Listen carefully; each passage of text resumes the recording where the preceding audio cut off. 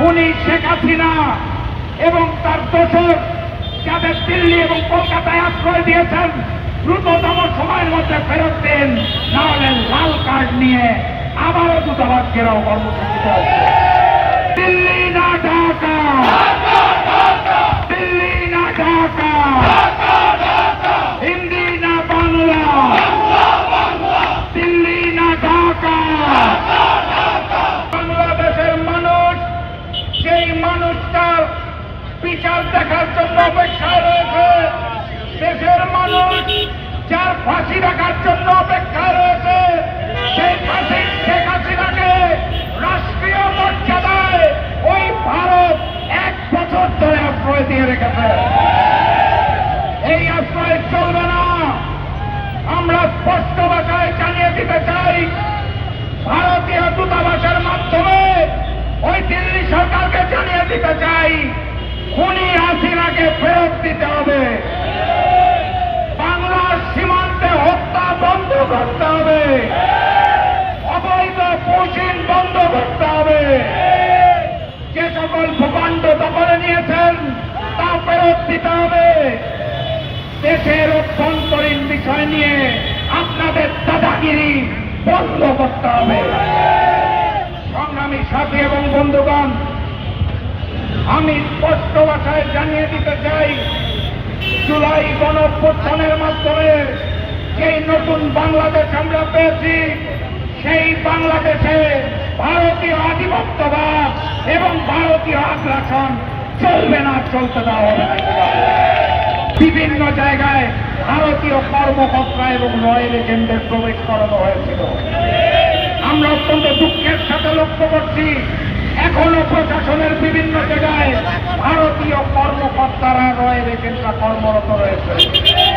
দিল্লি সরকারকে জানিয়ে দিতে চাই, বাংলাদেশের ভূখণ্ড থেকে আপনাদের সকল কর্মকর্তা এবং ওই এজেন্সি রয়ের সকলকে প্রত্যাহার করে নিজের দেশে নিয়ে যান, না হলে আবারও জুলাই হবে। বাংলার শান্তিপ্রিয় মানুষ যদি অশান্ত হয়, শেখ হাসিনা পালানোর পথ পেয়েছে, রয়ের এজেন্টরা পালানোর পথ পাবে, আবারও জুলাই ফিরে আসবে। সংগ্রামী সাথী এবং বন্ধুগণ, আপনারা জানেন বিগত 3টা নির্বাচন ওই দিল্লি থেকে ফলাফল নির্ধারণ করা হয়েছিল। সামনে যেই জাতীয় নির্বাচন আসছে সেটার ফলাফল দেশের মানুষের ভোটের মাধ্যমে হবে। দিল্লির ভোটের ফলাফল আমরা মানি না। দিল্লি সরকারকে জানিয়ে দিতে চাই, আমার দেশের অভ্যন্তরীণ বিষয়ে হস্তক্ষেপ করবেন না, দাদাগিরি করবেন না। আমরা রক্ত দিতে শিখেছি, প্রয়োজনে আবারও রক্ত দেব। ভারতীয় আধিপত্যবাদকে মেনে নেব না। আজকে ভারতীয় দূতাবাসকে হলুদ কার্ড দেখিয়ে যাচ্ছি, যদি দাবি মানা না হয় সামনের বার রেড কার্ড দেখানো হবে। বাংলার মাটিতে বসে বাংলাদেশের উপর আধিপত্যবাদ এবং আগ্রাসন করে আমরা কোন অবস্থায় বাংলার মাটিতে ভারতীয় কর্মকর্তা, রয়্যাল এজেন্ট, এমনকি ভারতীয় দূতাবাসকেও মেনে নেব না। তাই স্পষ্ট ভাষায় জানিয়ে দিচ্ছি, খুনি শেখ হাসিনা এবং তার দোসর যাদের দিল্লি এবং কলকাতায় আশ্রয় দিয়েছেন দ্রুততম সময়ের মধ্যে ফেরত দিন, না হলে লাল কার্ড নিয়ে আবারও দূতাবাস ঘেরাও কর্মসূচিতে আসবে। পরের বার পুলিশ প্রশাসনের কথায় থামব না। পরের বার কিন্তু দখল হবে এবং লাল কার্ড দেখানো হবে ইনশাআল্লাহ। সবাই প্রস্তুত তো? কণ্ঠে কণ্ঠ মিলাতে হবে। ফাঁসি ফাঁসি ফাঁসি চাই, বিজয়ের পথযাত্রা শুরু, জীবন অথবা মৃত্যু। আল্লাহ হাফেজ।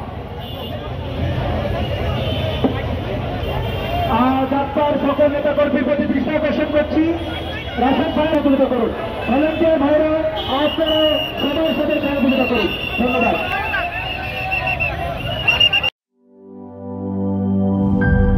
নাটা ডেইলি আর পানীয়র এক অসম কম্বিনেশন ড্রিঙ্কো। চিল থাকতে চান? ড্রিঙ্কো চাবান।